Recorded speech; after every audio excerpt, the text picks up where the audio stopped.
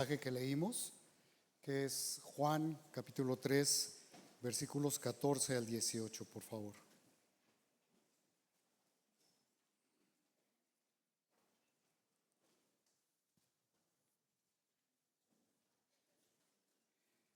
Era la madrugada del 18 de febrero de 1952, una tormenta invernal épica estaba azotando Cape Cod en Massachusetts. Los vientos eran como de 130 kilómetros por hora y olas de 18 metros de altura. En medio de esa furia, el buque petrolero SS Pendleton se partió de repente en dos, no se sabe exactamente qué pasó, pero se partió en dos y la proa se fue a pique, naufragó con varios marineros ahí y toda la parte de la navegación, incluso la radio, se fue al fondo del mar. Pero la sección de popa quedó con 33 marineros allí. Estaban en el mar, en la tormenta, sin radio, sin comunicación, sin esperanza, y ya lo único que esperaban era morir.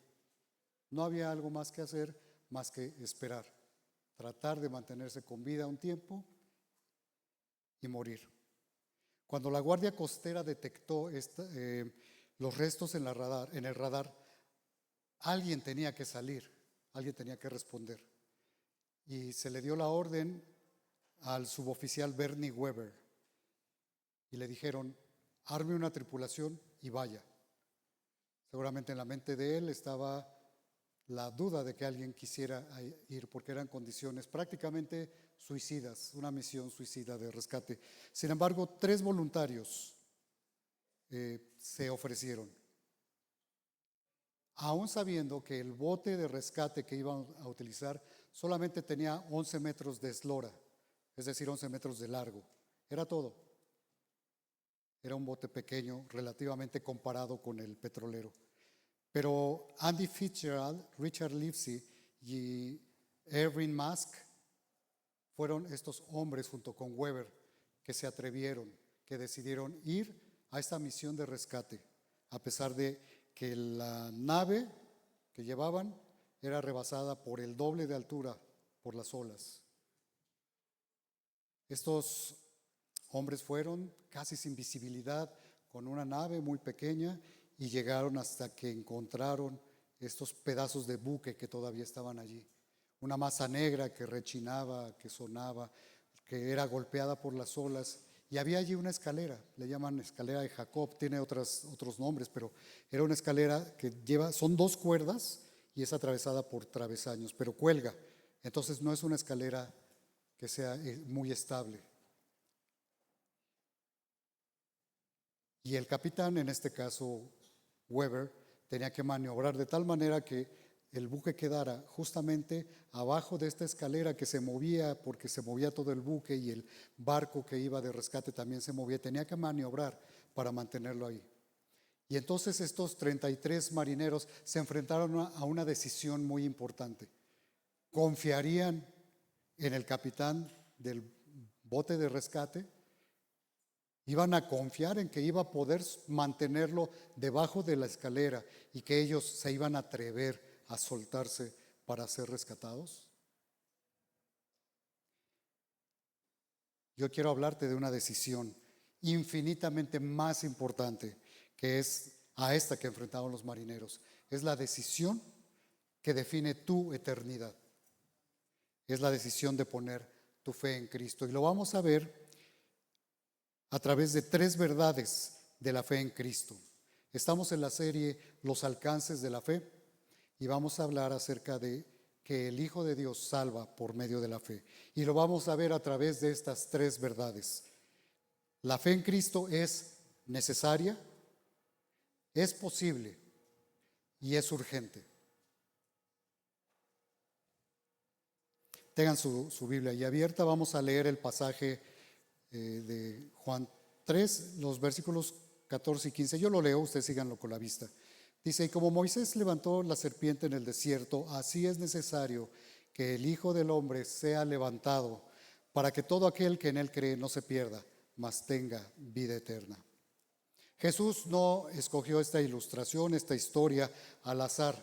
Él estaba hablando en este momento con Nicodemo, y Nicodemo sabía, conocía. Lean todo el final del capítulo 2 de Juan y el capítulo 3, pero allí está hablando con Nicodemo, y Nicodemo sabía, el Señor sabía que Nicodemo sabía de qué le iba a hablar el Señor Jesús cuando le habla de esta serpiente que fue levantada. Esto está hablando de una historia en Números 21, después lo ven en su casa. Números 21 habla de esta historia en donde el pueblo de Israel estaba en el desierto y estaba caminando rumbo a la tierra prometida, pero su corazón, hermanos, no sé cómo decirlo, pero se aburrió de que Dios les proveyera la comida. Porque ¿cómo era posible? Dios les había estado proveyendo comida, les había estado proveyendo agua, los había rescatado, los había llevado por el desierto, los había protegido del sol, los había protegido de la oscuridad, y su corazón, el corazón del pueblo, se impacientó.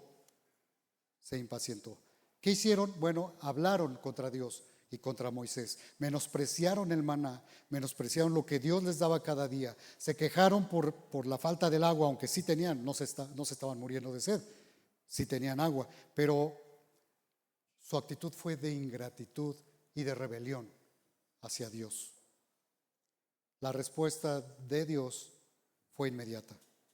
Dice allá en Números 21:6, Jehová envió entre el pueblo serpientes ardientes que mordían al pueblo, y murió mucho pueblo de Israel. Estas serpientes ardientes, que quizá el veneno que inyectaban generaba una sensación de ardor, de que se quemaba la gente antes de morir. Pero en todo caso eran estas serpientes que Dios mandó, y el pueblo finalmente reconoció y dijo: Moisés, hemos pecado por haber hablado contra Jehová y contra ti. Ruega a Jehová que quite de nosotros estas serpientes. Ahora quiero que notes algo en esta historia, cuando la leas, pero ahorita porque te lo estoy diciendo. Dios no quitó las serpientes, no las desapareció. Siguieron mordiendo. El veneno siguió entrando en el cuerpo del pueblo de Israel, de las personas, pero sí proveyó una solución, un remedio. Le mandó a Moisés hacer una serpiente de bronce y levantarla en alto sobre un asta. Y la promesa era sencilla: cualquiera que fuere mordido y mirare a ella, vivirá. Números 21:8. En esta historia del Antiguo Testamento que el Señor Jesús le está recordando a Nicodemo, pues vemos una imagen ilustrativa perfecta de lo que es nuestra condición como seres humanos, nuestra condición espiritual. Nosotros no hemos sido mordidos por serpientes, bueno, a menos que alguien aquí haya experimentado eso, pero hemos sido, déjenme ponerlo entre comillas, mordidos por el pecado. Y llevamos ese veneno en y otra vez comillas, nuestras venas espirituales. Finalmente, nosotros tenemos y estamos contaminados totalmente de pecado. Dice Efesios 2:1, y Él os dio vida a vosotros cuando estabais muertos en vuestros delitos y pecados. La Biblia dice que estábamos muertos en nuestros delitos y pecados. ¿Y esto qué es? Bueno, que estábamos sin capacidad de agradar a Dios, sin esperanza para la salvación por nosotros mismos, por nuestros medios. No incapacitados para responder al mensaje del Evangelio, pero sí incapacitados o sin la posibilidad de salvarnos a nosotros mismos, porque no podemos salvarnos a nosotros mismos. Necesitamos de un Salvador. Y ahora aquí mismo en ese pasaje está, pues yo digo, la belleza del paralelismo que el Señor Jesús le presentó a Nicodemo y a ti y a mí hoy. Porque Él dice: así es necesario que el Hijo del Hombre sea levantado. Ahí está en tu pasaje. ¿Por qué era necesario? Porque nosotros no podíamos hacer nada por nosotros mismos. Se requería alguien que viniera y nos rescatara. Alguien que pudiera traernos este bote salvavidas para que nosotros pudiéramos ser rescatados. Nosotros, hermanos, así como el pueblo de Israel, miren, si eran mordidos y estaban siendo mordidos, no podían o podían pero era infructuoso. Ir y buscar unas hierbitas, bueno, en el desierto iba a ser difícil que encontraran plantas o muchas plantas, pero que buscaran unas plantas, un remedio, que les pusieran algunas menjurjes, como se dice en buen mexicano, o buscar a un doctor. Bueno, por principio de cuentas no sé quiénes iban que supieran curar en ese momento, pero no podían hacer nada de eso. Y tú y yo hoy no podemos hacer nada.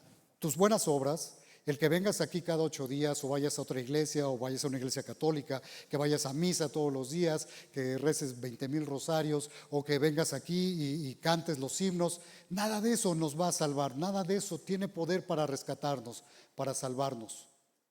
Necesitamos que Dios provea algo que realmente nos pueda dar esta salvación.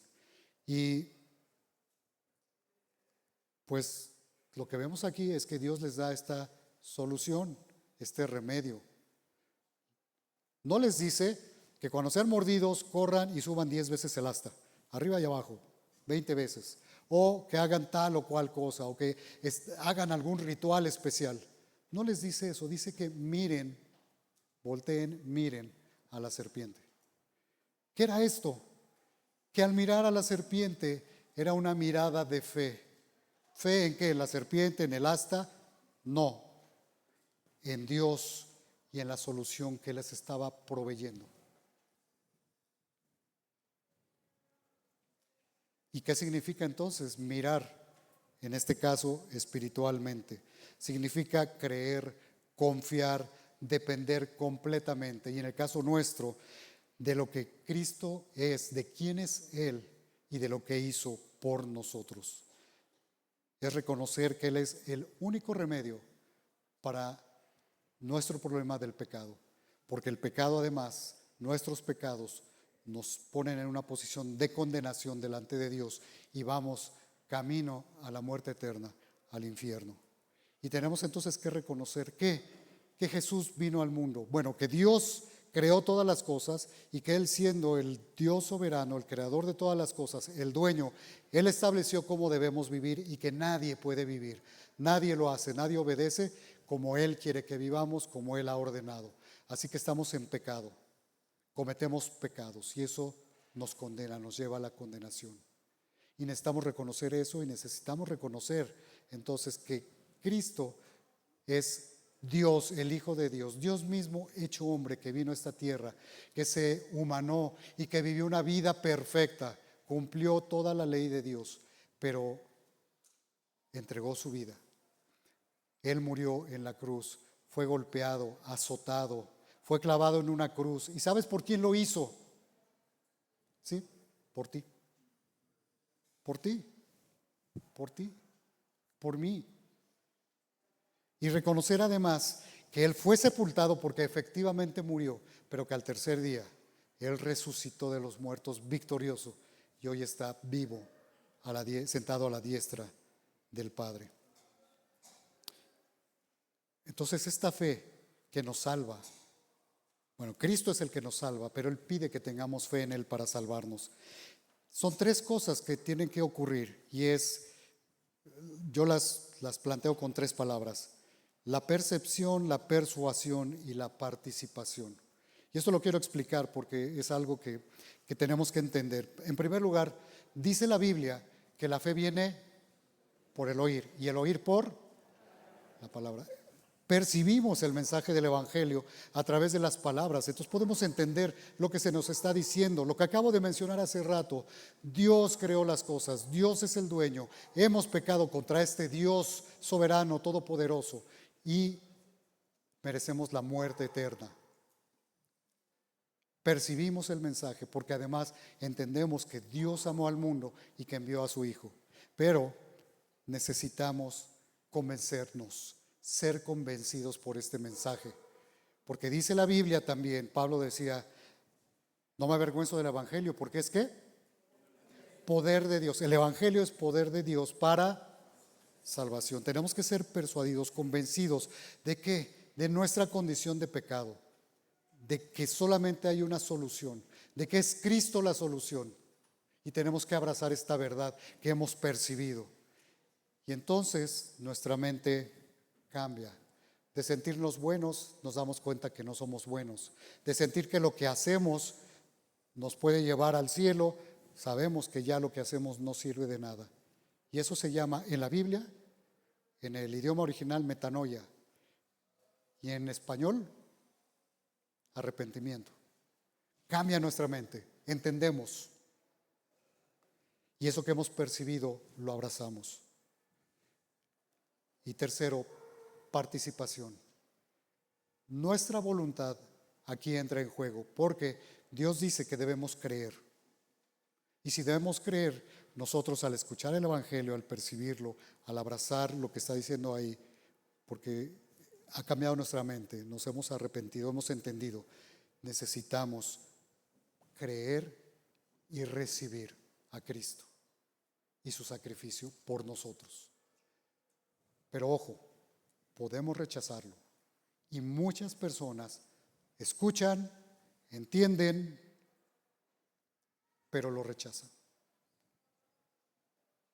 Estos 33 marineros que estaban ahí flotando, desvalidos, pues tarde o temprano sabían que este pedazo de buque se los iba a llevar al fondo, al abismo, a la muerte. Y hoy quiero que sepas que tarde o temprano, si tú no tomas esta decisión de creer en Cristo, te va a llevar al abismo de la perdición eterna. El pecado te va a llevar.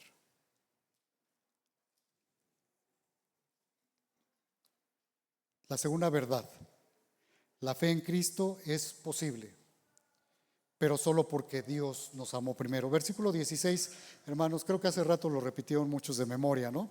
Porque es uno de los versículos que más se escuchan, que más se utilizan y que más cristianos se aprenden de memoria. Y está bien, alguien le ha llamado el corazón del Evangelio, porque de alguna manera resume el mensaje del Evangelio en pocas palabras. Porque de tal manera amó Dios al mundo, que ha dado a su Hijo unigénito, para que todo aquel que en Él cree no se pierda, mas tenga vida eterna.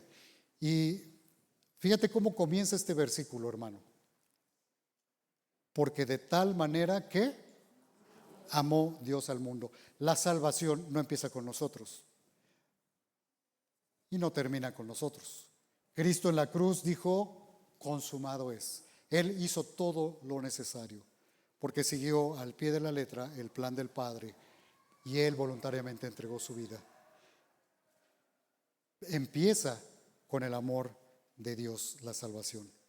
En esto consiste el amor, en que nosotros, no en que nosotros hayamos amado a Dios, sino que Él nos amó a nosotros y envió a su Hijo en propiciación por nuestros pecados. El amor de Dios, hermanos y amigos, no es una reacción de Dios porque te ve y dice, mira qué bueno es David, por usar mi nombre. Qué bueno es David, lo voy a amar. No, es porque nace de Él, porque Dios es amor, porque Él quiso amarnos.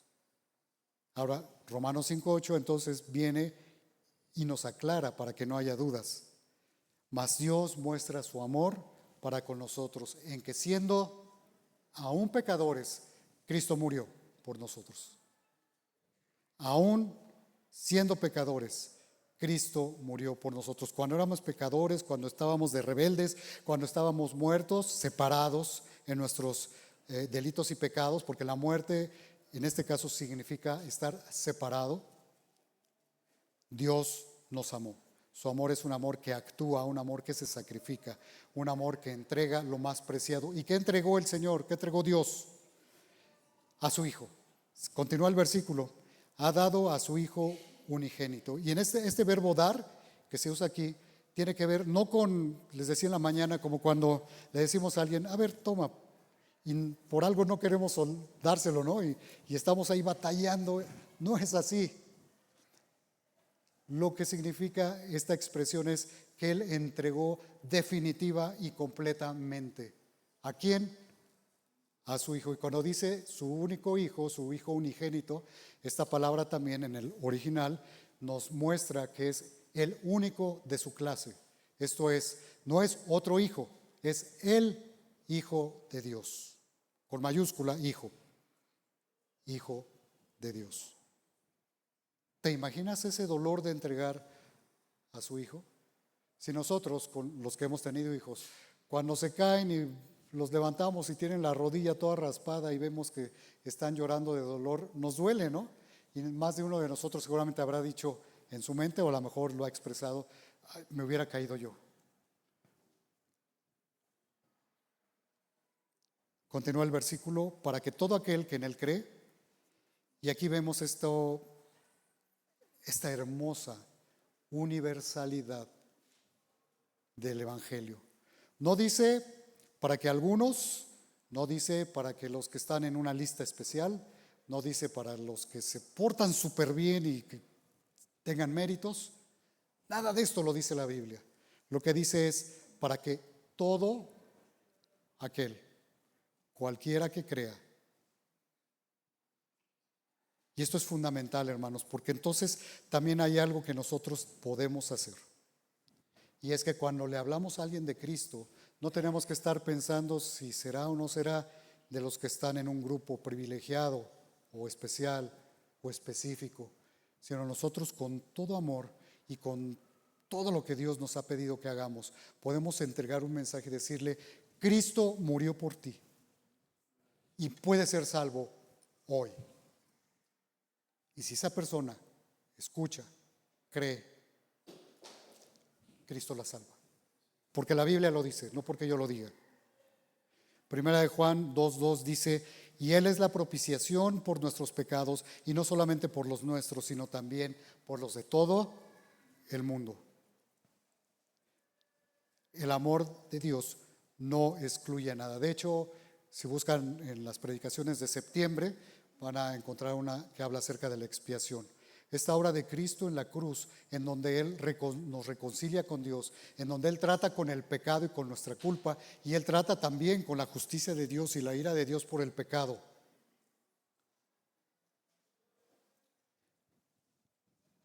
La intención de Dios en esta obra es que todos sean salvos.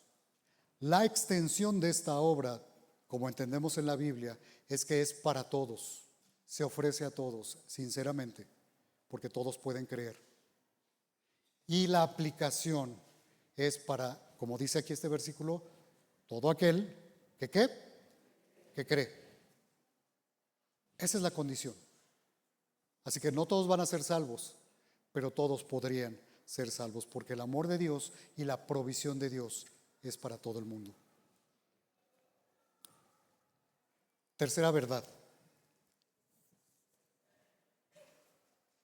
la fe en Cristo es urgente, porque fuera de Él, fuera de Cristo, solamente hay condenación. Y esto es tan urgente que tengo que mencionar algo adicional, hermanos. A veces tenemos la idea, o vemos que hay gente que tiene la idea de que creer para ser salvo tiene que ver con creer que Dios existe. Y entonces yo creo en Dios y ya le entregué mi vida porque pues voy a una iglesia, leo la Biblia, le enseño a mis hijos, canto himnos. Pero cuando de pronto nos toca platicar con algunos que dicen: yo creo en Dios y por eso soy salvo, y platicas más y te das cuenta que efectivamente creen que hay un Dios, pero no han creído en Cristo y en su obra de redención. Y entonces pueden pensar cualquier cantidad de cosas, que el venir a un templo evangélico o ir a una iglesia católica o ser bautizados por aspersión o por inmersión, eso les da la salvación y por eso van al cielo.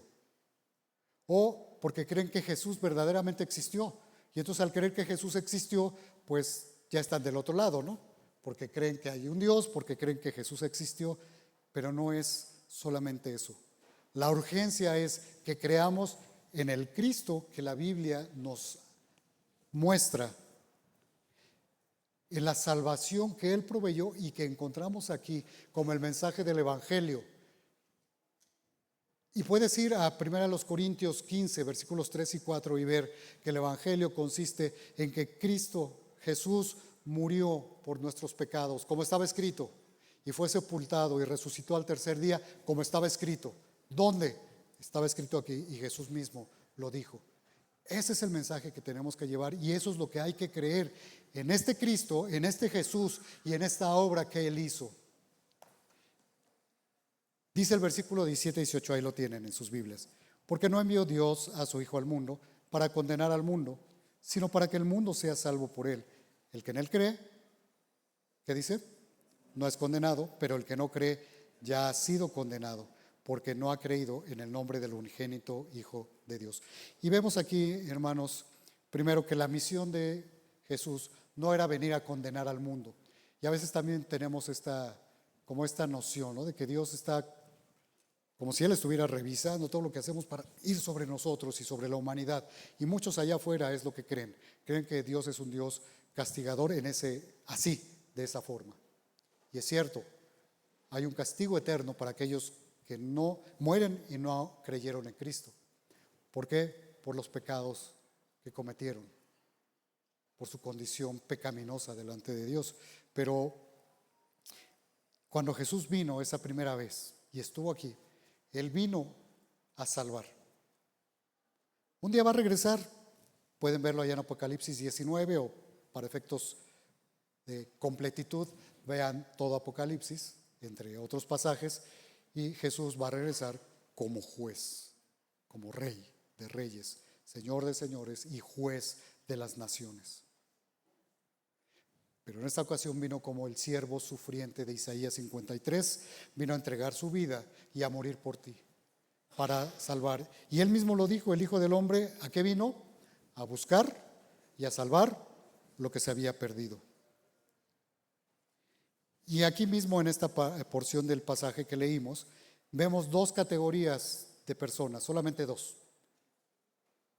La primera es los que creen y la segunda los que no creen. Los que creen, dice el que cree en Él, perdón, el que en Él cree no es condenado. Y fíjate, dice, no es condenado. Es decir, el que ha creído en ese momento ya no está condenado. ¿Por qué? Porque ha recibido el perdón de los pecados, ha recibido la vida eterna. La obra de expiación completa se ha aplicado a Él. Su culpa, sus pecados Cristo trató con ellos. Su reconciliación con el Padre es posible, porque Cristo la hizo posible y Él ha creído. Los que no creen, dice el pasaje, pero el que no cree ya ha sido condenado. Y aquí otra vez podemos ver esto. No es la condenación en un futuro allá lejano y a ver cuándo tengo tiempo de ponerme a cuentas con Dios. Lo que tenemos que entender es que si tú hoy no has puesto tu fe en Cristo, hoy estás ya condenado. ¿Hay reversa? Sí. Pero en este momento, si tú no has creído, estás condenado. Porque aquí lo dice, ya ha sido condenado. Y la razón aquí está. Véanlo ahí en su pasaje. Porque no ha creído en el nombre del unigénito Hijo de Dios. Así que si tú mueres sin haber creído en Cristo, esta condenación que ha sido arrastrando por toda la vida va a culminar en la condenación eterna que se paga por toda la eternidad en el infierno. Por eso, amigo, hermano, la urgencia. Es cierto, es posible creer en Dios, es posible la fe en Cristo, pero es urgente también. Y discúlpame, pero no hay categorías intermedias, porque seguramente algunos hemos escuchado que dicen, no, bueno, es un buen hombre que trata muy bien a su familia y es un gran pensador y pues tiene una filosofía muy adecuada y además no quiere hacerle daño a otros. Es un estoico, ¿no? Casi.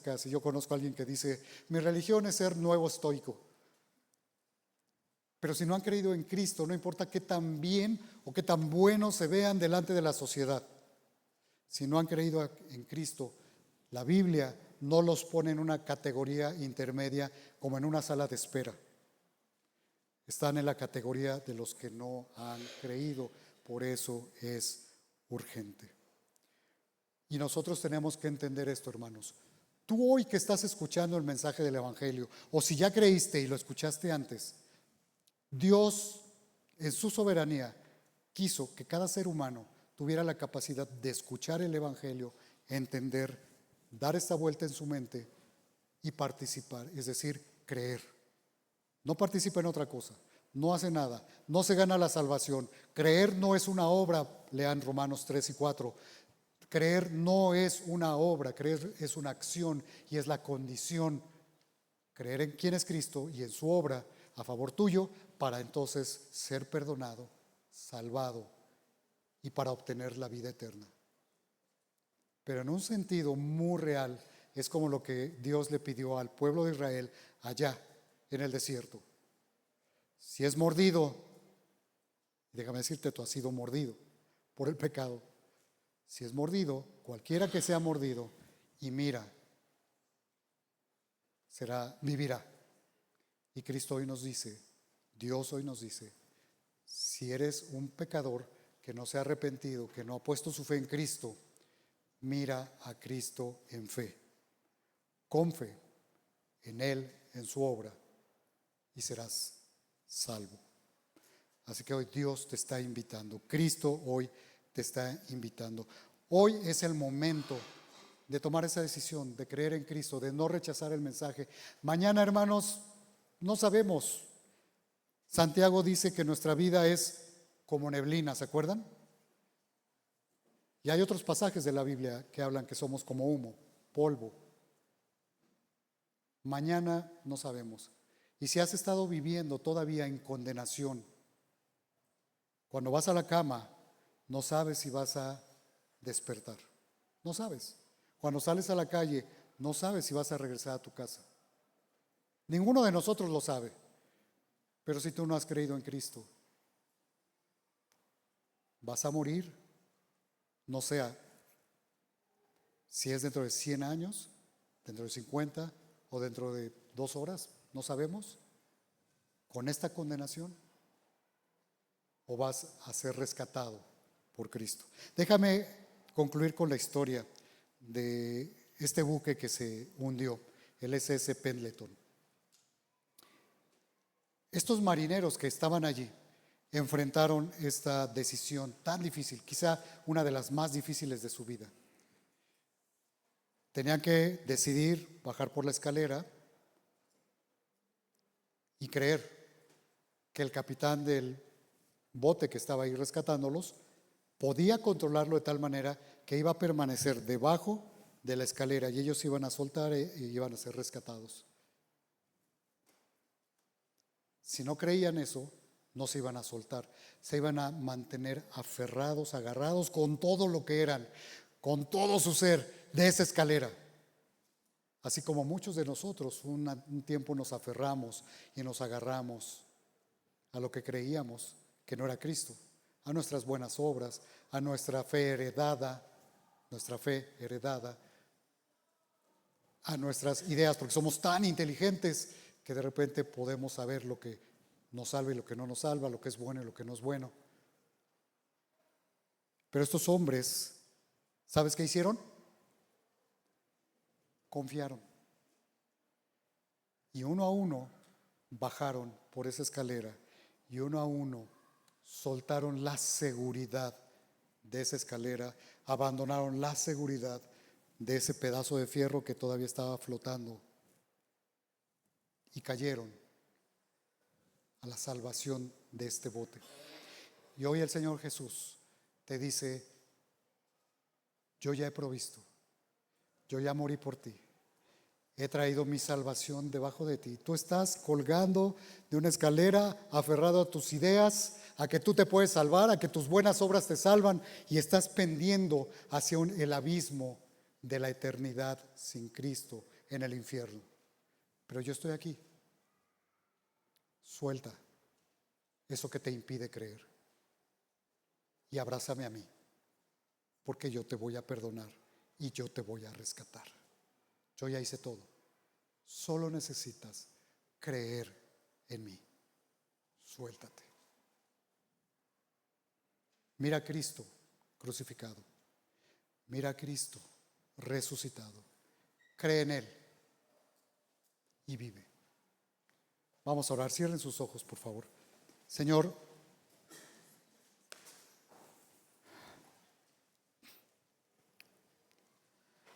gracias porque tú eres bueno y has provisto.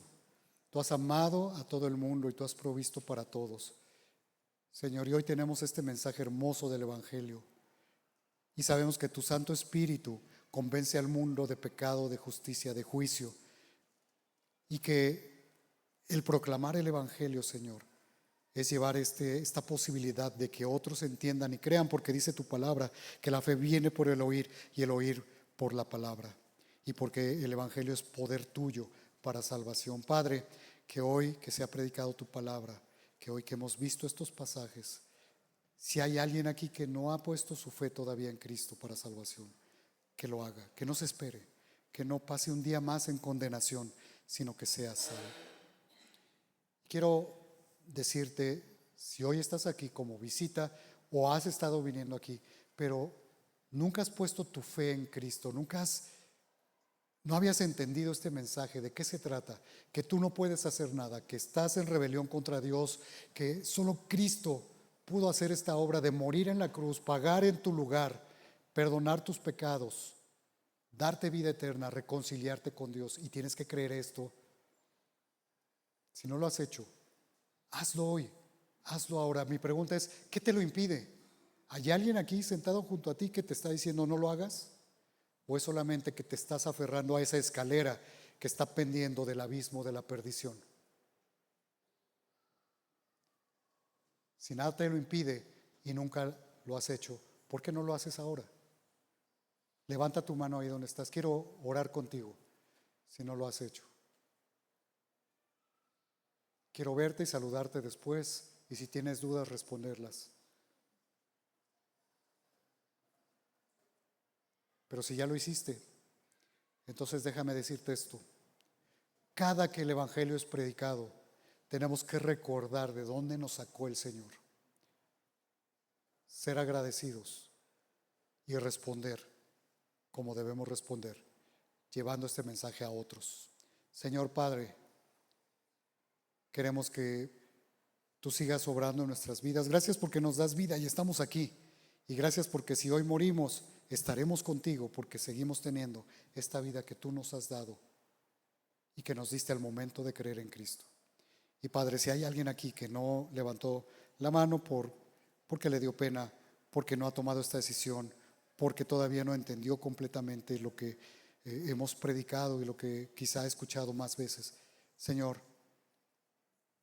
no soy quien para pedírtelo, pero te pido que le sigas brindando la oportunidad, que llegue el día en que ponga su fe en Cristo. En nombre de tu Hijo, de ese Salvador hermoso y precioso. Amén.